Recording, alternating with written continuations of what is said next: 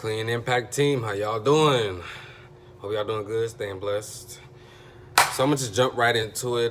Today's video, I am talking about a few different things. First is speed and efficiency. Now, I understand, like, we got those days where, you come to work, you're sitting outside the building, and you're like, man, I really gotta go to work. I'm gonna be tired. I really don't feel like doing this. You just dreading it. You just dreading it. You get that feeling like, man, I don't really feel like doing this today, To avoid that, stay busy.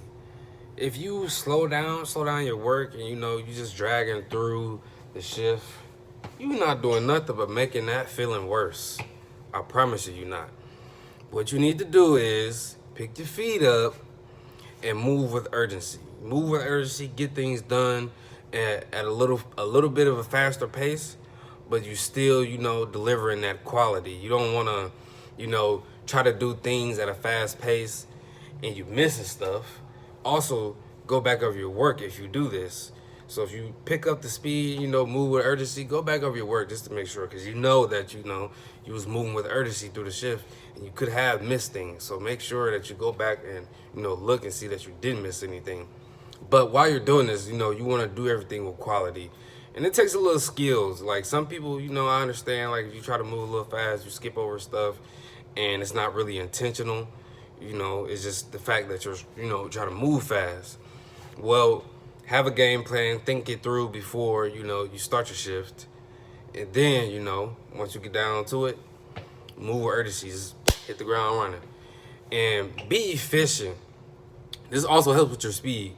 Know your tools, know what tools will take a long time, know what tools will help you with your time, help speed time up. But quality, you want to make sure you get things done thoroughly. So don't try to cut corners with a tool that's not gonna get give you that quality that you need, that the original tool that you use would. So just keep that in mind for whenever you come to work and you just feeling like a little lethargic and bogged down. We all go through it. We're humans. Everybody doesn't wake up with the best energy every day. It's just impossible. If that was the case, then the world would be different. I promise you.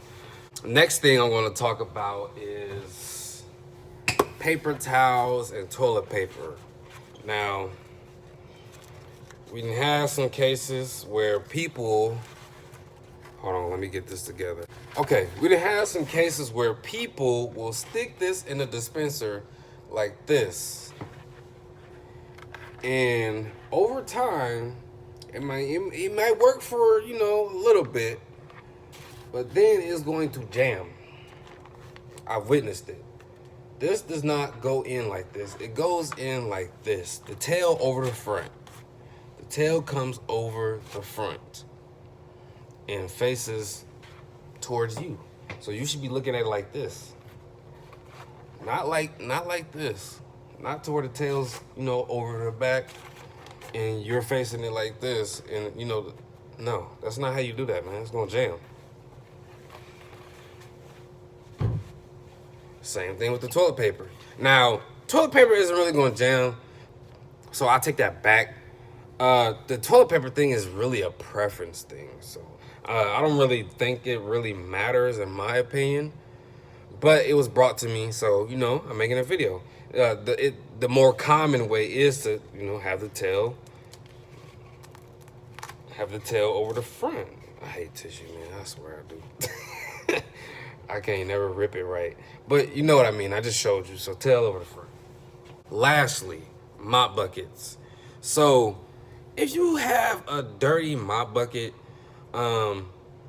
make sure you're cleaning it out.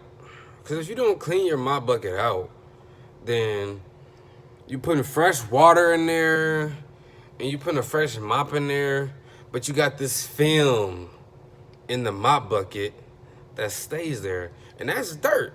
So basically, you're still washing the floors with dirt. So at the end of your mop, make sure that you are, cleaning the mop head.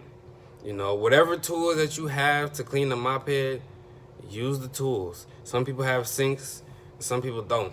If you don't have a sink, just try to wash it. I mean, if you don't have like a hose, then just try to wash it in the sink. But if you have a hose, that's gonna work way better. You know, hose it off. Same thing with the mop bucket. When you dump the dirty water out, hose out the mop bucket. Because if you don't, it's gonna create a film of dirt, and over time it's gonna dry, it's gonna get hard, and then next thing you know, you got this dirty mop bucket and another cleaner uses it, and they're like, man, what the heck, this mop water is dirty when I just put fresh water in it. How? It's because the dirt that's actually stuck to the plastic hasn't been cleaned.